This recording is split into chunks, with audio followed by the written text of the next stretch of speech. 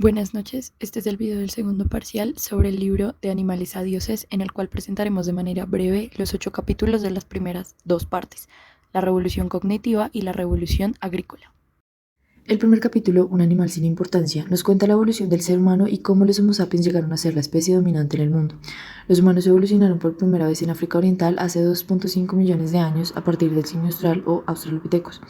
Hace 2 millones de años comenzaron a desplazarse hacia el norte de África, Europa y Asia, lo cual provocó que evolucionaran para poder sobrevivir a los entornos desconocidos. A su vez, surgieron distintas especies de Homo o humanos debido a las diferentes adaptaciones que tuvieron que atravesar. Por otra parte, menciona que las diferencias más notables entre otros animales y los humanos están en el tamaño y desarrollo del cerebro, además del hecho de que andamos erectos sobre dos piernas, entre otras.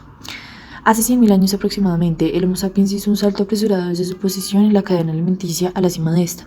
Ni el ecosistema ni los mismos humanos tuvieron tiempo de adaptarse a este cambio, por lo que se generaron distintas catástrofes ecológicas y guerras mortíferas. El siguiente paso que marca la historia es la domesticación del fuego. Para finalizar, se presentan dos teorías sobre el crecimiento de la especie, la teoría del entrecruzamiento y de la sustitución. El capítulo termina mostrando que lo que llevó a que los humanos sobresalieran entre las demás especies fue su lenguaje único. El capítulo número 2, El árbol del saber, nos habla de la aparición de nuevas formas de pensamiento que permitieron la comunicación a través de un lenguaje nuevo entre hace 70.000 y 30.000 años, y posiblemente causado por las mutaciones genéticas accidentales y aleatorias que cambiaron las conexiones internas en el cerebro de los sapiens. A todo esto se le llama la mutación del árbol del saber. Existen dos teorías que explican el por qué este nuevo lenguaje consiguió dominar al mundo.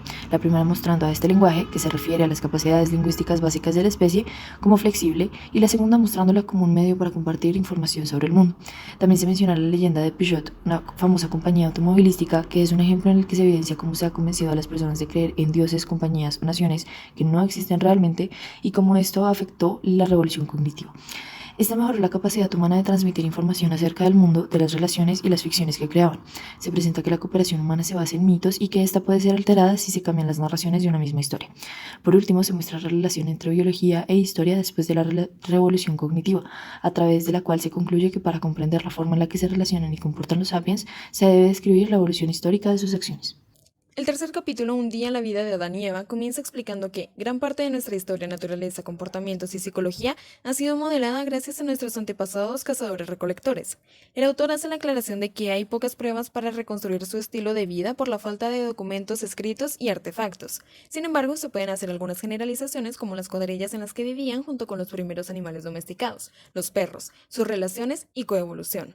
También ciertos patrones de comportamiento como los viajes, trayectorias e independencia los hacía entender y dominar el mundo interno y natural que los rodeaba.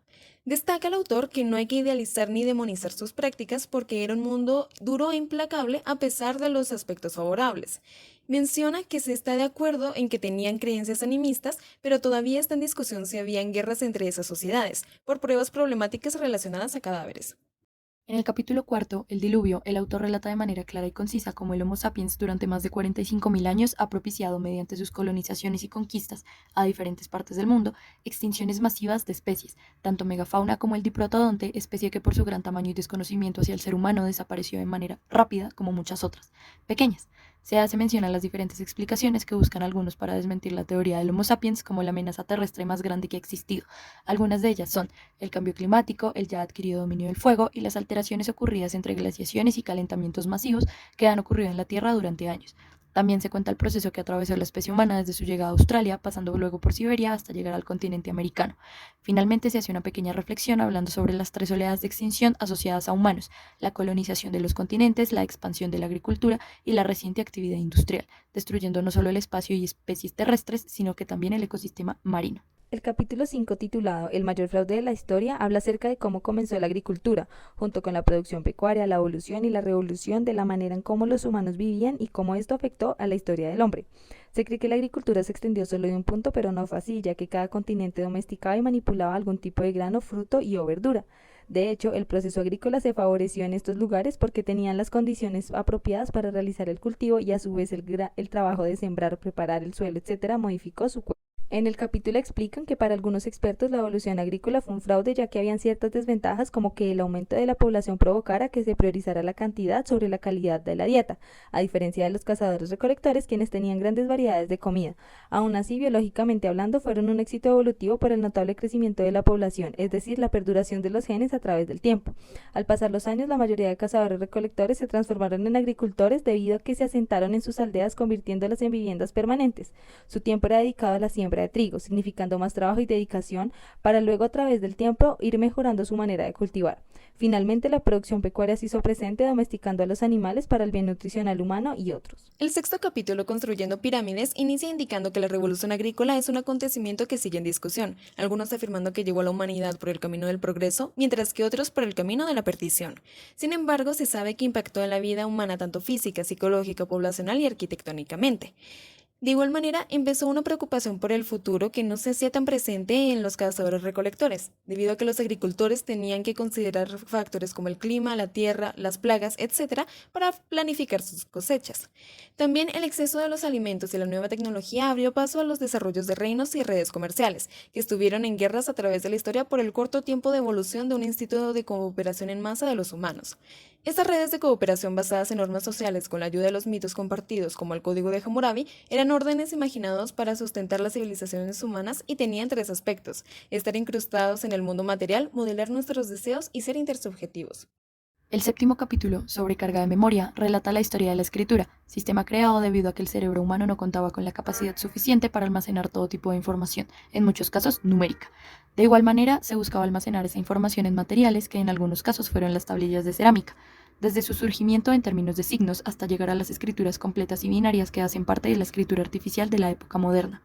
Mediante el uso de imágenes y una narración interesante por el paso de la historia, el autor nos cuenta cómo la escritura sumeria, primera creada, avanza desde el uso de símbolos que utilizaban para comprender el mundo agrícola, pasando por los quipus utilizados por las comunidades andinas, que eran nudos que se anudaban en cuerdas con diversos colores, siguiendo por las escrituras más complejas, la escritura cuneiforme, que se emplearon para emitir decretos, escribir cartas personales y registrar el oráculo, hasta llegar al lenguaje moderno actual, que es una mezcla de números y letras que modifican el pensamiento para comprender conceptos complejos, por ejemplo, la teoría de la relatividad o la física cuántica. Y por último, el octavo capítulo en la justicia de la historia habla de las jerarquías, las cuales define grupos artificiales que categorizan a las personas entre libres y esclavos, entre razas, sexos y géneros e incluso entre riquezas, dándoles a los que tienen más poder o están en niveles superiores unos privilegios, mientras que a los niveles inferiores simple opresión. Estas jerarquías, que se originaron justificándose en aspectos religiosos como los mitos y también como resultado de accidentes históricos, fueron diseñadas para poder mantener un orden y control de las sociedades más grandes y complejas. Es decir, que son jerarquías imaginadas porque hacen parte de los ya mencionados órdenes imaginados, y en estas se basan todas las sociedades. A través de la historia debido a estas jerarquías se ha habido un círculo vicioso de discriminación y segregación, en algunos casos incluso fundamentándose en factores biológicos, como cuando se habla sobre las diferencias entre los sexos para referirse a los géneros y crear de igual manera estereotipos. Esto es todo, muchas gracias.